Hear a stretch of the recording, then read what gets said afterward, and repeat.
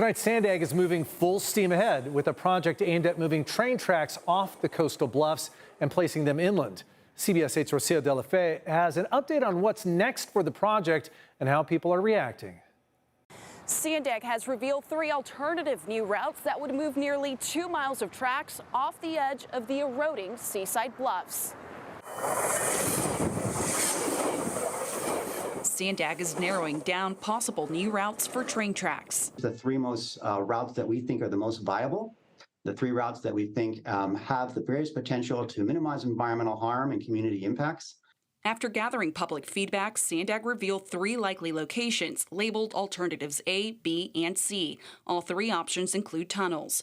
Alternative A goes along the I-5 and is so far the favorite among the community. It includes the longest tunnel of the 3 and would start in Solana Beach. It's the longest route and also the most expensive. Makes perfect sense. It does make perfect sense. Yeah. I mean, it's a safer place for the tracks to be ultimately, especially with just the inevitable erosion that's happening. There's not a whole lot that can be done. Alternative B is the straightest route and Alternative C has the shortest tunnel. So the project has hit a milestone right now. The project is now at the start of the environmental process. The tracks through San Diego carry commuter and passenger trains, freight, and serve our military bases.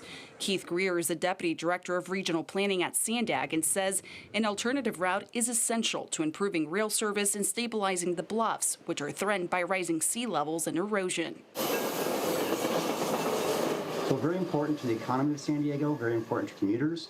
And, you know, it's threatened right now from being stopped because of this erosion. After multiple millions of dollars spent on this, it's time to think long term. Where do these tracks belong? The public now has 6 weeks to give feedback on the choices. Collect and gather all the comments. Based upon those, we'll have a determination of which alignments will go into the draft environmental impact report, which will be a compilation of all the environmental impacts that could occur with the potential alignments. I think it's important for the people who own the property and who have lived here for a really long time to have a say.